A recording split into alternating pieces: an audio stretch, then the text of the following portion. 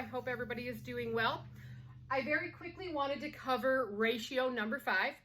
I had 3 people reach out to me today, and I told you if you ever are struggling, if more than one person is struggling with a particular section of our textbook, I will cover it again and go over it. So I only gave you 4 ratios in your initial video. I told you to look at the book. They're all listed out there in the chapter and try to work through them. And 3 wonderful people reached out to me today and said, what do you mean by this? Average daily credit sales. So ratio number 5 is average collection period. They gave you on page, let me look at my textbook really quickly, on page 63, it gives you the formula, and the formula is accounts receivable divided by average daily credit sales. This seemed to be the big one. Most people are like, well, where do I get that number from? I don't see anything that says average daily credit sales. If you look further down on the same page, page 63, I'm just going to grab my textbook really quick so I can read it.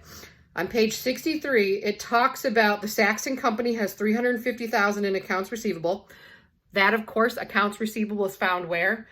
Accounts receivable is found on the balance sheet, right? It's under a current asset because it is accounts receivable. That's probably the second thing to cash that has the most liquidity. So you find that from there. It says it's $350,000, and then it says $4 million in credit sales. And you're probably thinking, it doesn't say credit sales. Flip back to page 59, which is where all these ratios in the textbook are referring back to. It actually does. Up on your balance sheet, or I'm sorry, not your balance sheet, your income statement, at the top, it lists sales as $4 million.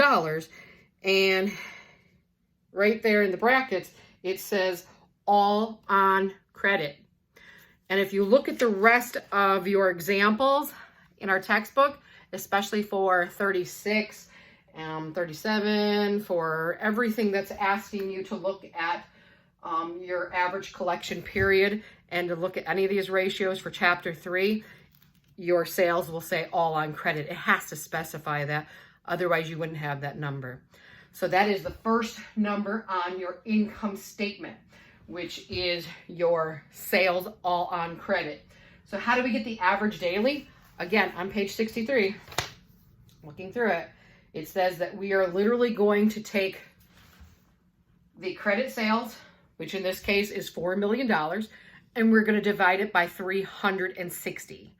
Remember, back to math, we talk about specific, which is 365, and then we talk about average, which is 360. We just assume that all months way back when come out to 30 days.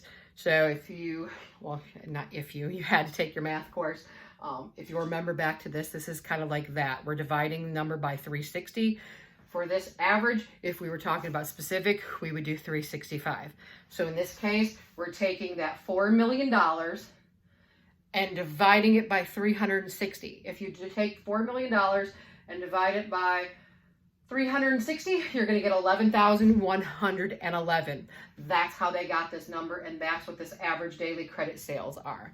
So again, if we flip back to the example that I'm asking you do for Wednesday night for this module, if you look on your income statement, which is page 88, it says your credit number, sales on credit, says on credit very clear, $2,064,000. So you have that number right there on page 88. So take that, divide it by 360. That'll give you this average daily credit sales.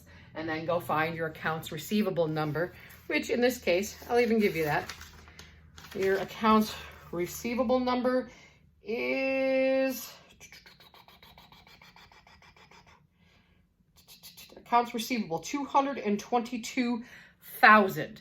So you have both numbers, divide them up, that'll give you your average collection period.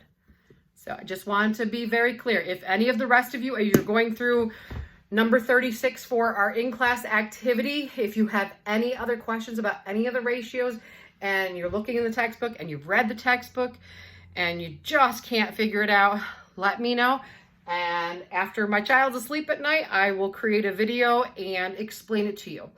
And also, again, remember that when you have finished the assignment and you turn it in, remember to reach out to my email and say, hey, Mrs. Miller, can you send me the answers?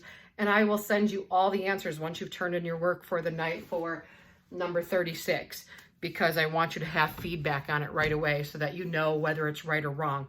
So send me an email or talk to me tomorrow night. Let me know that you have submitted it, and I will send you an email with all the ratio answers so that you can get immediate feedback. Okay, I will talk to you guys tomorrow night, and let me know in the meantime if there's anything else that you're struggling with in any way. I don't want you to struggle. I'll very briefly go over it, and if I don't hear from you, I will see you guys tomorrow.